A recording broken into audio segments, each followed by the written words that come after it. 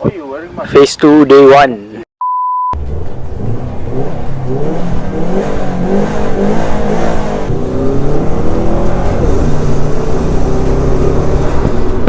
Hey, what's up guys, Syed here, and I am in my friend's 2007 Subaru WRX 2.0.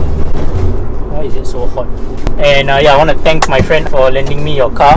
Actually, you're my good friend. I'll be offended if you didn't lend me your car.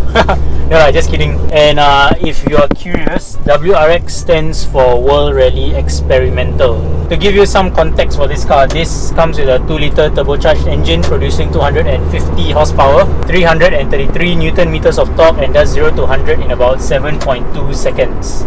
This WRX also comes with the 4-speed automatic transmission, not the manual, sorry to disappoint. But this car has quite a number of mods on it, all legal by the way. For example, you can hear from the exhaust, that's a HKS exhaust.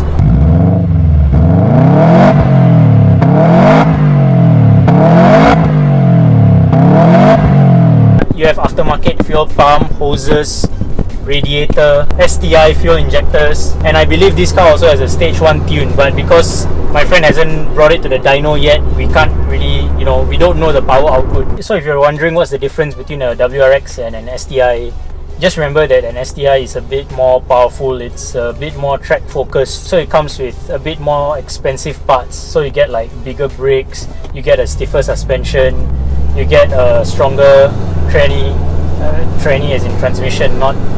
So the reason why I say this car is cheap horsepower or cheap performance car is because just look at the price. Compare this to like an Evo or Type R.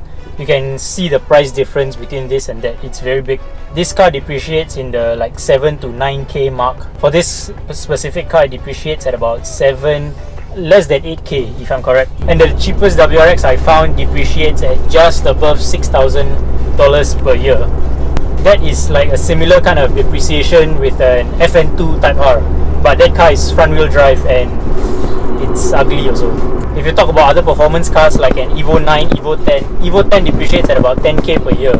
And don't even get me started on an Evo 9, because an Evo 9 depreciates at like, I don't know how much an Evo 9 depreciates, but I know it's way higher than an Evo 10. And same story with the FD2 Type R. That one also has a higher depreciation than this. Now I know a proper comparison would be between the STI and an Evo, but the point I'm trying to make here is that you can get a performance car without selling your kidney or eating grass for the next month. So looks and practicality wise with this WRX, it shares the same body pretty much as the regular Impreza. Interior wise, this is a 13-year-old car, so it kind of feels and looks 13 years old, but the materials are holding up really well. So for example, the plastics, the writings on the plastics and all are still there. It's not scratched off or chipped off or degraded. The leather and all that on the steering wheel, on the handbrake here, center compartment, everything just still feels good. I have to mention that this is a one-owner car. My friend was the second owner. The first owner had the car for 13 years. So I think that's why everything is so well maintained.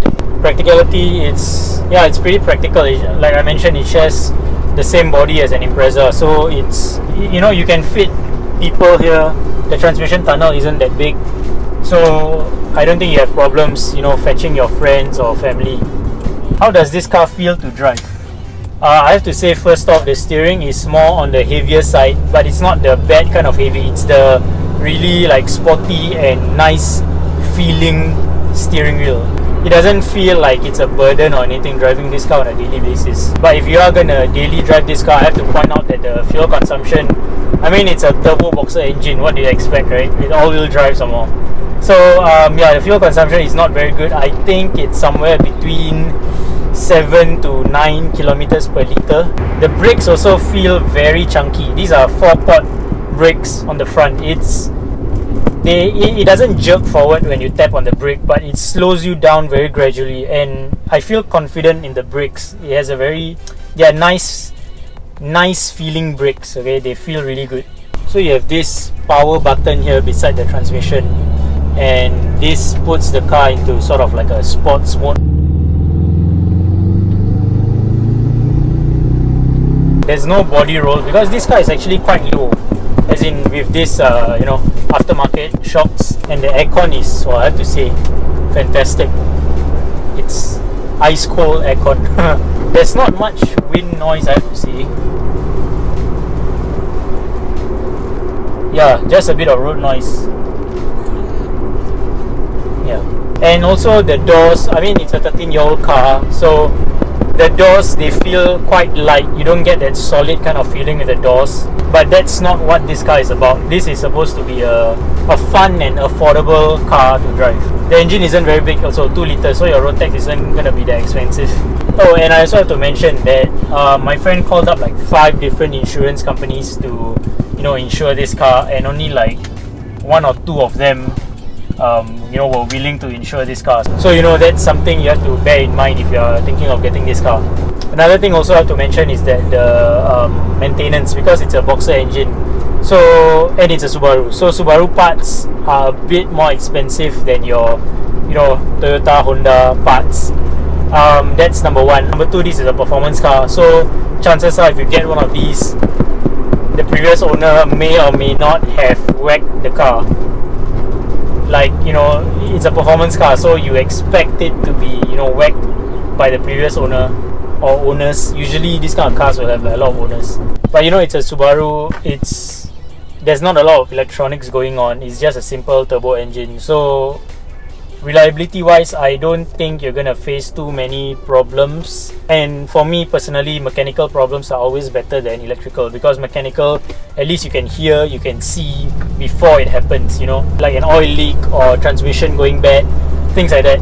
Electrical problems are the worst because it's like out of nowhere, they just happen. So overall, what do I think of the Subaru WRX? If you want something that's fun and affordable enough, then yeah, this is definitely a car you should consider. Performance wise, 0 to 100, 7.2 seconds, 250 horsepower, but this car is 13 years old. In today's standards, that's nothing to brag about, but it's decent performance, right? What I dislike, or not say what I dislike, the drawback of this car, I think if you are very particular about interior design or style whatsoever, then this may not appeal to you that much, because it is a Subaru. Subarus are not known for their interiors, and it is a 13-year-old car, so in today's standards, this is starting to look a bit dated. I mean, that's not what a WRX is about anyway. It's all about the drive, the feel behind the steering wheel, and I can tell you it's fun to drive, really. And knowing that you didn't pay too much for it, or you are not stretching yourself too much, it gives a nicer feeling. Second drawback of this car, I think, is the fact that it looks like a regular Impreza. So unless you look at the size of the calipers, or you are really an enthusiast, you won't be able to tell between this and a modded Impreza. So yeah, thanks guys for watching. Hope you enjoyed this review. Do like, share and subscribe if you haven't, and I'll see you guys in the next review.